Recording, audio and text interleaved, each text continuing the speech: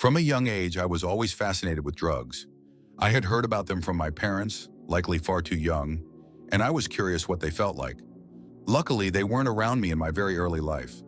When I was 15, I walked upstairs after dinner one night to this strange smell in the bathroom. At the time, I obviously had no idea what the smell was, but I was curious. I asked my sister, and she told me it was weed. Instantly, a light went off in my head. No way, actual weed. I asked her if I could try it, and reluctantly she let me. This insane rush came over my head, and I just felt heavy and giggly. It made me feel better than I ever had before. I wish I could have known how terribly I would regret knowing this information. This story starts with me and my usual smoking buddy. Let's just call him Jay. Him and I probably smoked every Friday night, almost ritualistically, throughout the last year of high school. Being in the same group of friends, we were always the stoners who would get high together.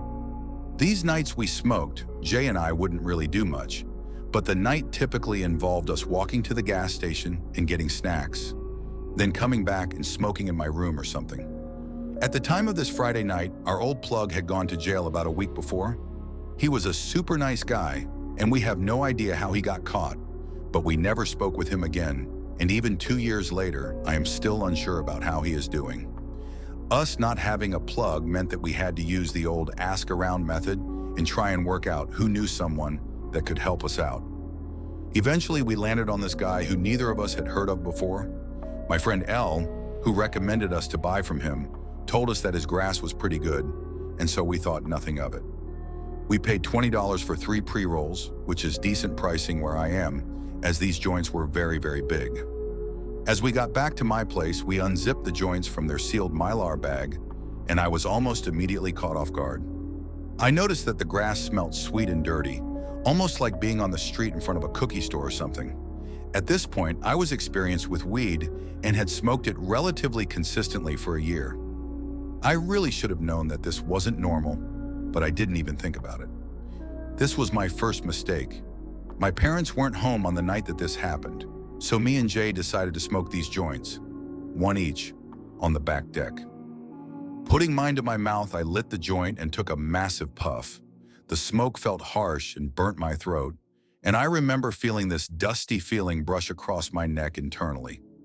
The smoke was yellowed and thick, not resembling the smoke of other weed I've had in the past. Jay noticed this weird difference in the smoke, and whilst we were still sober, we laughed about what we had smoked and the fact that it might have been bad weed. I remember my last few moments of complete sanity, and they were spent laughing about us having smoked stems or something along the lines of that. Here is where it starts to get weird. After a couple mins of us smoking our joints in silence while listening to Lucky's album Free Wave, Jay and I just started talking about basically nothing. Each of us were smoking a cigarette, and we were just shooting the shit, talking about regular stuff, which didn't really mean a whole ton. At some point, I got hit with this powerful urge to tell Jay something that I saw earlier that day. I remember it being really funny, but I have no idea what it was. However, when I looked over to tell him, he was no longer there. In a moment of sanity, I realized I had been talking to myself. The music wasn't even playing anymore, nor did we have cigarettes.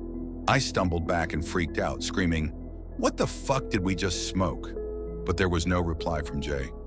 In a split second, I felt my entire body fizzle out into nothingness. I felt my very essence fractalize, and there were infinite iterations of myself. I could feel all of them, and the overstimulation wigged me out to such an extent I felt as though I was crying. But I couldn't cry. I felt as though I was mourning my own death, watching myself from a third-person perspective in my backyard covered in dirt and blood. Oddly enough, I wasn't entirely freaked out by the sight of this. I accepted in my own head that, well, I guess I've died, and there was nothing else to it. Without explanation, I somehow ended up in the pantry with no clothes on, smothered in dirt and gashes. An intense, searing pain came across my entire body at the same time. This was easily the most painful thing I have ever felt in my life, and I had no idea where this intense feeling had come from. I didn't remember what I had been doing for the past 2 hours. I didn't even know how I ended up in the pantry, better yet, where all my clothes were. By far the most confusing thing at this point was how I was having these moments of periodic sobriety, amongst these mind-bending, blackout moments where I hardly existed. I knew inside me that something was terribly wrong, but I didn't know what to do about it. In previous bad experiences I have had with drugs like 2CI and acid, I typically just shrug it off and accept that the time to come won't be fun. When I thought about these moments of sobriety, however, it felt like my heart sank to the floor. I had remembered hearing trip reports about people snapping in and out of lucidity whilst on the nightshade drug, Datura stramonium. It also goes by the names Jimson weed, Devil's Trumpet, and others. The thought of I smoked Datura arrived, and I instantly stumbled over to the last remaining joint to confirm whether what I was thinking was rational or if it was just a panic delusion.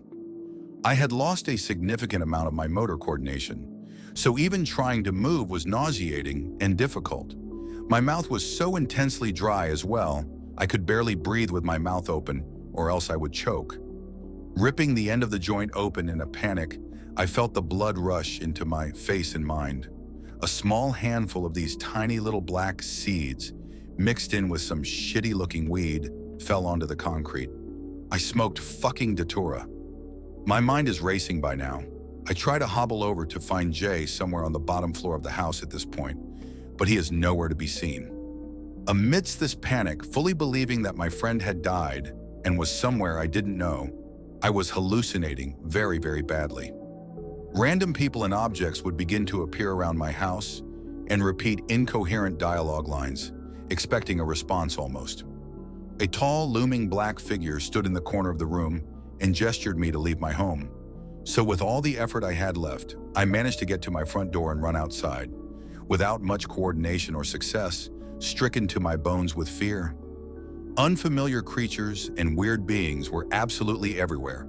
Behind trees, under my skin, in my hair, and down the street. There is quite literally nothing more mind-bending and fear-inducing that I can imagine than smoking this shit without realizing it. This vermin had completely removed me from reality, and it left me in this hellscape where everything was trying to kill me. Whilst it only felt as though I had been running for a few minutes, I was soon in a suburb I didn't recognize in the slightest. Once again, I was down to just my shorts and socks without a clue about where all of my clothes had gone. The dirt and blood was still smeared all over my body. A human-dog hybrid with these enormous gnawing teeth began sprinting towards me. For those who have watched the movie The Ritual, this shit looked exactly like the monster that the movie is about. Without hesitation, I sprinted up this tree outside some random derelict house and began screaming with all my life. Help! Help! That thing is trying to fucking kill me. Please! This sounds ridiculous, but this was the furthest thing from a joke I have ever experienced in my life. Shortly before reaching the base of the tree, this massive thing disappeared, and so did I. I simply ceased to exist, and I faded into the blur of black and gray, as though I had closed my eyes inside my head. My actual eyes were open, but I saw nothing. I regained consciousness sometime later, hearing a loud beeping in my ear. It was the familiar beep of an EKG machine. I was in a dimly lit hospital room with my mother, who was asleep on the chairs next to my bed, completely alone at 4 a.m. on a Sunday.